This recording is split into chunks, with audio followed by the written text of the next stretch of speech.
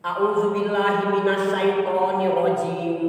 Bismillahirrahmanirrahim. Allahumma shrahli shodri wa yassirli amri wahlul 'uqdatam min lisani yafqahu qawli.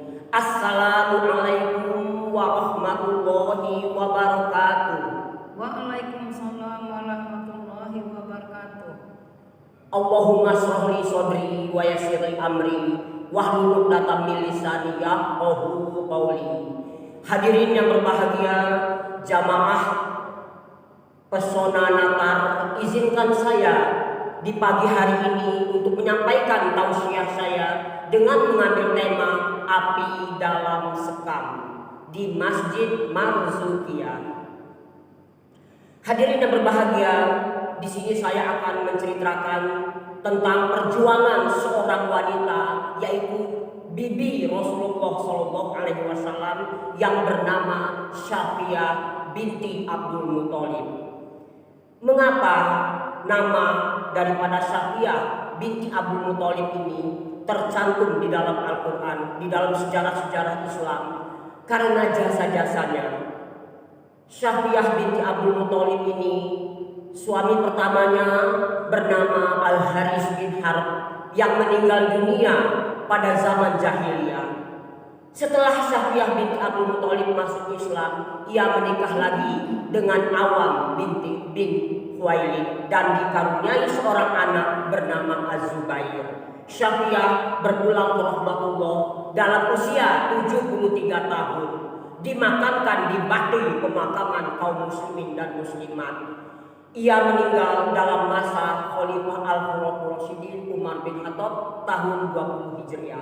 Hadirin yang berbahagia, kisahnya berawal dari ada dua subtema di sini, Syafi'ah dan Hasan dan Syafi'ah dengan Wahsy. Syafi'ah dan Wahsy. Wahsy adalah seorang pemanah ulum, yang mana anak panahnya itu, para hadirin sekalian, tidak pernah meleset, selalu mengenai sasarannya. Namun sayang, para hadirin sekalian, keahliannya dalam memanah itu tidak ia pergunakan untuk jalan Allah, tetapi ia pergunakan untuk hal-hal yang di luar batas dari kemanusiaan. Pada zaman perang Uhud, Wahsy ikut berperang bukan karena hati nuraninya ikut berperang, tetapi karena ia tergiur oleh gelimang harta, kilau emas, perak, permata dan lain sebagainya yang disiapkan oleh Hindun, istri daripada Abu Sufyan. Maka para hadirin sekalian, dalam perang Uhud itu, ketika 70 syuhada gugur itu, setelah Hamzah bin Abdul Muthalib gugur, apa yang dilakukan oleh Wahsy, para hadirin sekalian? Wahsy diperintahkan oleh Hindun, istri Abu Sufyan itu, untuk membelah perut Hamzah, mengeluarkan jantung dan hatinya, dikerat, diiris-iris. Ia melampiaskan kepuasan hatinya itu karena upah yang akan diterimanya dari Hindu. Itulah kekejaman daripada Wahsy, para hadirin sekalian. Ia menerima semua itu. Ia menerima uang harapan dia, harta duniawi. Hadirin yang berbahagia, semua yang ada di Bukit Uhud itu bercucuran air mata menyaksikan kekejaman Wahsy. Mereka semua degan membara, mereka panas luar biasa, mereka luar biasa sakit hatinya melihat perbuatan Wahsy, namun mereka tidak berbuat apa-apa. Hadirin, Rasulullah Shallallahu Alaihi Wasallam datang ke sana dan melihat betapa kejamnya Wahsy itu, maka ia berdoa kepada Allah agar kekejaman, kebiadaban ini tidak terulang kembali. Kemudian Rasulullah berpikir, andai kata Syafi'ah, saudara Hamzah, bibi Rasulullah ini melihat keadaan saudaranya ini, tentunya ia tidak akan kuat. Maka Rasulullah Shallallahu Alaihi Wasallam memerintahkan Az-Zubair anaknya itu untuk menemui ibunya, melarang ibunya untuk datang ke jenazah tersebut. Namun para hadirin sekalian, Syafi'ah dengan hati yang mantap, dengan iman yang tebal, dari kejauhan ia datang ke jenazah itu. Di situ para hadirin sekalian, tidak setitik pun air mata Safiyah. Ia ikhlas, ia rela, ia ridho.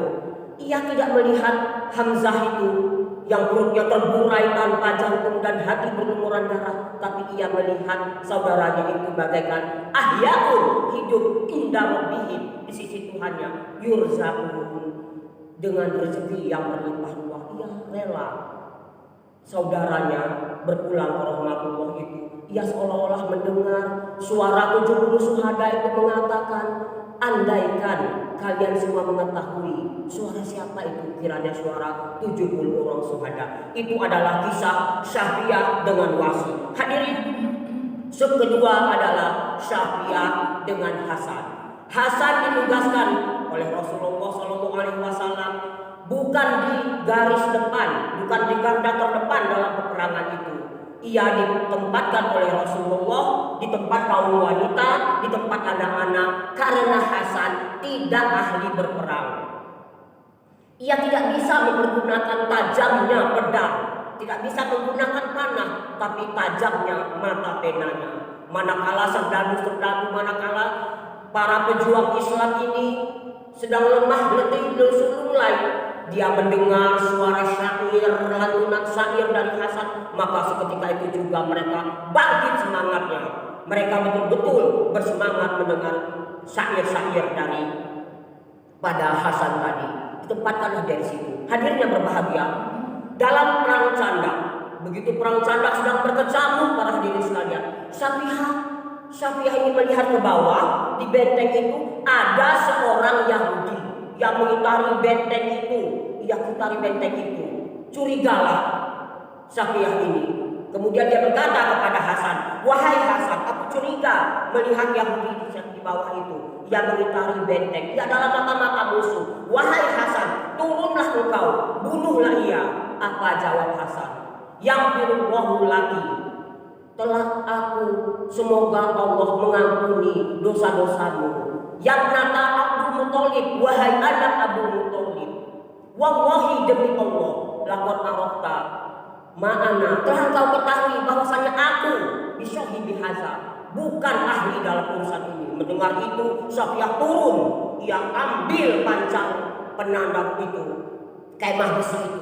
Pelan-pelan ia turun, ia ikuti Yahudi itu. Kemudian dengan sekali pukul, perang, matilah Yahudi itu. Bertubi-tubi kemudian Safiyah menghantamnya sehingga Yahudi itu menghembuskan nafas terakhirnya. Hadirin setelah itu ia lemparkan pemancang besi tadi. Kemudian ia kembali kepada Hasan. Wahai Hasan, ambillah harta rampasan yang ada di dalam tubuh bangkai itu, katanya. Tidak, aku tidak berhasrat untuk harta benda yang melekat. Menurut peraturan, musuh yang kalah di medan laga maka berhaklah mengambil semua harta yang melekat di tubuhnya dan yang melekat yang ia bawa. Namun mereka berdua bukan mengharapkan harta benda, namun betul-betul ia mengharapkan sebagai untuk membela agama Islam. Hadirin, demikianlah perjuangan Safiyah binti Abdul Muthalib. Karena itu namanya tercantum di dalam Al-Quran. Jasanya tidak mungkin dilupakan. Tanpa Safiyah, tentunya orang Yahudi ini akan memberitahu situasi kondisi musuh, kemudian akan hancurlah. Jadi Safiyah menyelamatkan seluruh kaum muslimin dan muslimat dalam perang Candak, di mana kemah itu, di mana benteng itu diserang oleh 10.000 tentara musuh. Sekian saya akhiri. Wabillahi taufiq wal hidayah. Nasrun minallahi wa fathun qarib. Wassalamu alaikum warahmatullahi wabarakatuh.